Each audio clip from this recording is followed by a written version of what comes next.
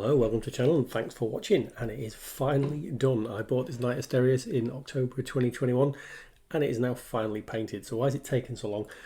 Well, partly because I've done a big nurgle knight army. If you watch the channel you'll know that one, and I kind of wanted to leave this until I've done all the other knights so I could use all the skills, all the practice, everything I've done. As you can see here, lots of nurgleization from pustules and drills, mouldy bits to tentacles coming out of things. So it's kind of a culmination of all those skills.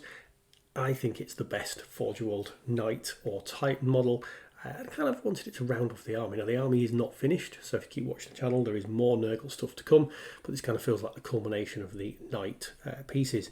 Well, that was the intention, but I've since come up with some more plans. Now into the painting. First of all, we're using some Nurgle earth around those moulded on green stuff pustule pieces. So if you've watched the last video I did on this particular knight, which is a couple of weeks ago, you'll know how I kind of made these, and it's the same techniques as the other knights. So moulded on green stuff pieces, taken off the Glockin model to make it kind of nurgled up and match the rest of the force. So I'm putting this Nurgle earth, which is that crackle paint that Games Workshop do, around those areas to blend them into the armour, and also putting them around the areas where I've drilled in battle damage to make it look like, you know, cracked and broken armour.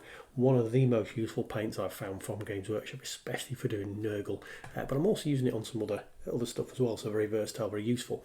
So that's done as one layer. Now when this is on, you do need to leave this for a few hours to dry. Now I was a bit slack with painting this model, so I probably left it for a couple of days, but a few hours or overnight is kind of all you need. Now detailing.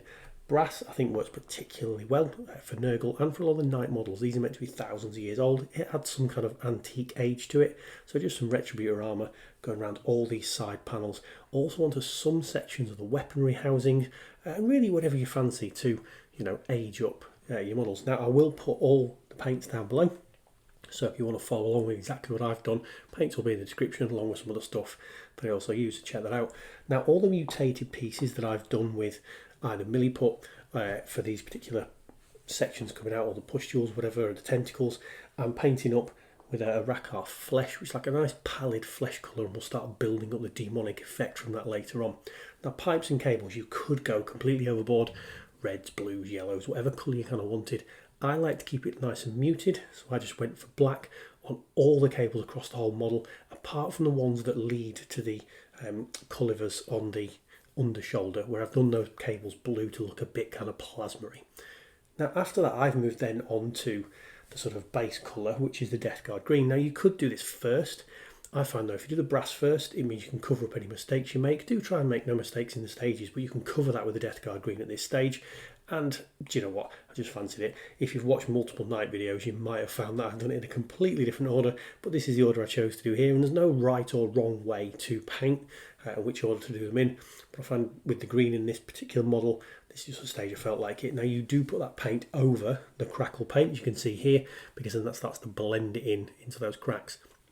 Now the plasma sections on the guns, or the sort of fuel sections where you've got these fuel cells running along the guns, I chose blue for it.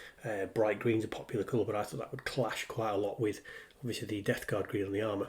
You will notice here as well in this video, there's a lot of different poses you have to hold these model in yourself.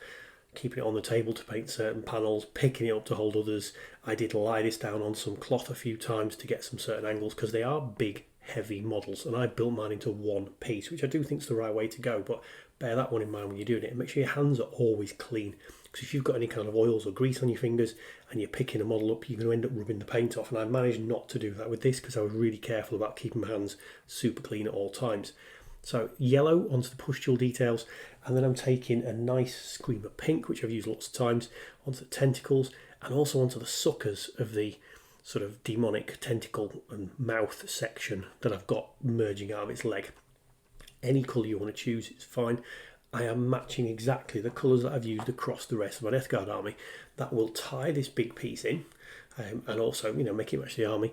And it's a colour scheme I've got used to kind of doing, so, you know, it actually ended up being a fairly quick colour scheme painting this model. It is a big, expensive Forge World model. I said before, I do think it's the best. And why do I think it's the best?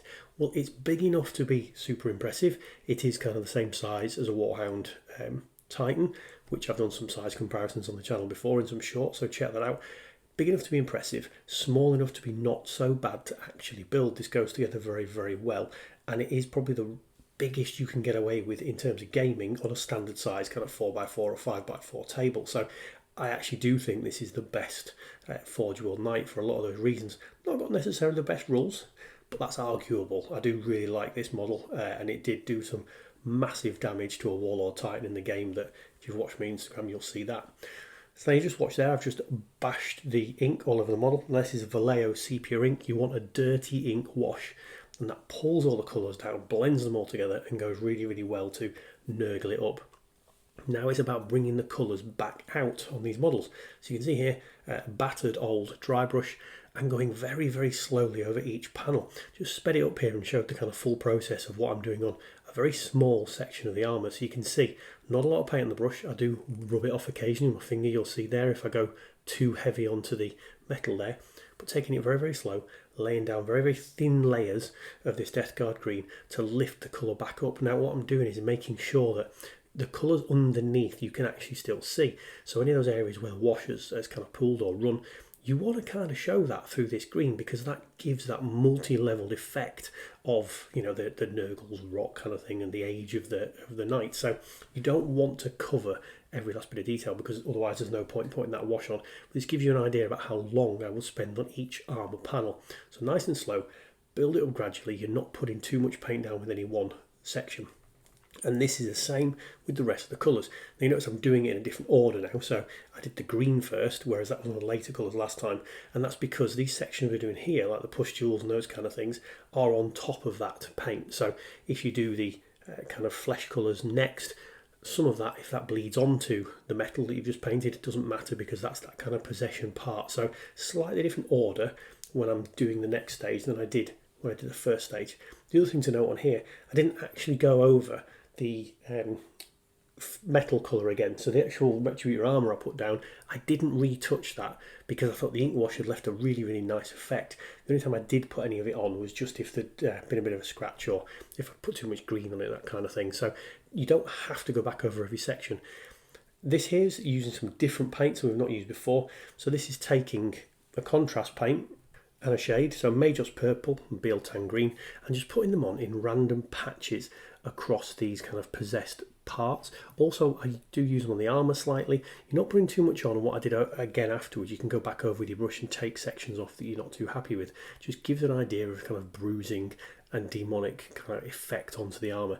You can see there's multiple tones and colours all over these armour panels now, and hopefully you'll see on that right leg, you can see some of the purple bleeding onto the armour, but not too much. Now, the best paint for Nurgle's Rot, and we're sticking that all over these pustule areas and any areas we want it to look like that Nurgle plague has ran. So that's it, a fairly quick and simple colour scheme, fairly time consuming because obviously it is a big model, but not as much as you would think. And I think it's given a really nice effect, blends it really nicely into the army.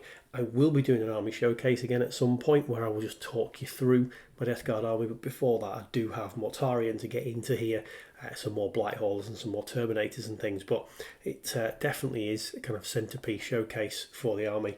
Beautiful model, and like I say, having done a Warhound Knight or Titan and this, definitely my preferred one. So I hope you enjoyed that.